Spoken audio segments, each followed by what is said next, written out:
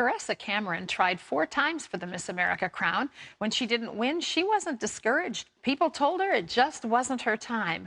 But earlier this year, it was. Ladies and gentlemen, Miss America 2010 is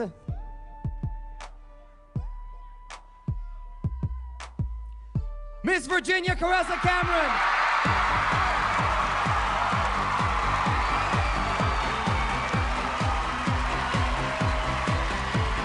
Congratulations, Miss Virginia. There she is, Miss America. There she is, your ideal. Please welcome to the 700 Club, the reigning Miss America, Caressa Cameron. It's great to have you with us Great to be here. today. Thank you so much. Well, I watched as you won, and here you are watching this again. And can I just give you a word of wisdom? It's been 30-some years since I walked that runway, and I still have to watch that from time to time. You're going to see that the rest of your life. You were actually a tomboy as a child. So how does a tomboy get involved in pageants? Well, my mom and my aunts and my dad, they all wanted me to get involved in something because they knew that I loved the stage. They knew I loved to sing. And so there was more to me than just playing with my brothers, because being the only girl in the family, sometimes you can get caught up in just playing with your brothers. And so my mom got me involved because she thought that I'd be really good at it, and my dad helped me out because he's a singer and that sort of thing. And I realized that it was my niche, even though I took a break for a really long time.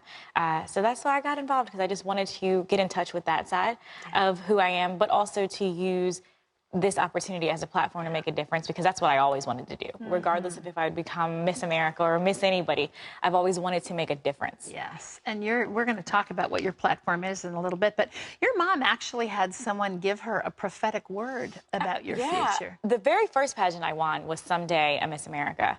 And how old were you then? I was You were a 7. little I was kid, 7. right? And it was very shortly after that pageant that my mom received a word that absolutely, you will be Miss America.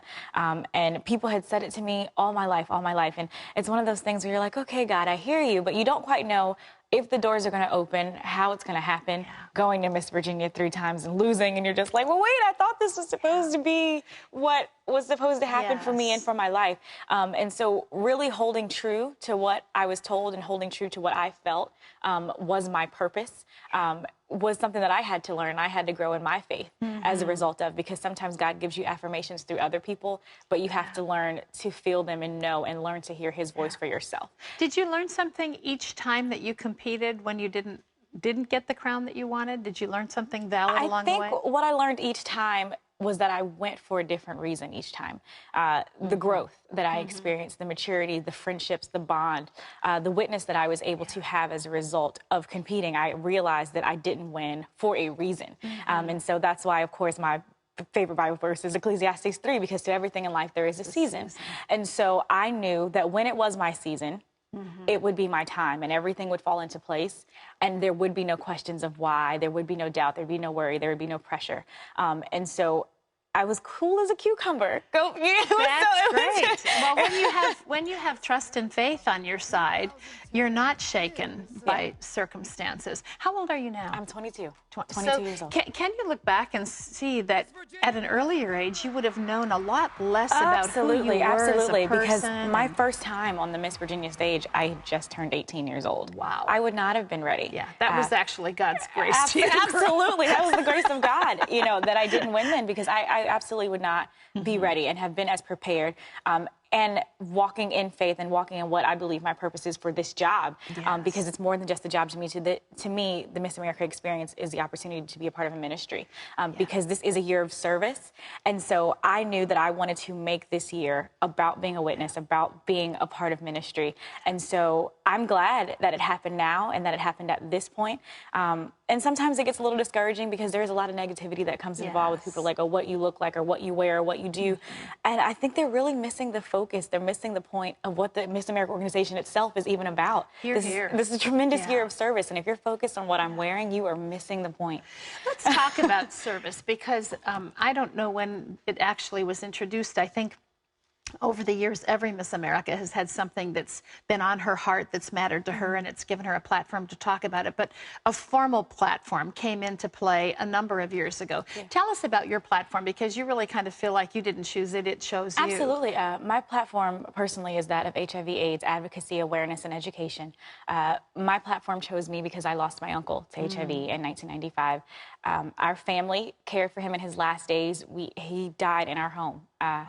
Our family also cared for a foster child who struggled with juvenile AIDS, and people were like, oh, she doesn't have very long to live. But through love, through prayer, through nurturing, she just celebrated her 18th birthday. Wow. So that's wonderful. I knew that it was my responsibility to combat social stigmas behind this thing, because there were kids whose parents would not allow them to play with us in the neighborhood because they thought if they touched our toys that they would contract the disease. Yes. And I also felt that because HIV and AIDS is something that's 100% preventable, and we have all of the tools necessary to make sure that people remain safe, that is my responsibility to, though I may not agree with all the decisions that other people make for their lives, if I have life-saving tools and information to pass on to them, I will do that, because I can never save someone's soul if I haven't saved their life first. And so that's my mission this year. Well, and you have a wonderful opportunity in a position of influence to speak to young people about the fact that it doesn't have to happen, that it is preventable.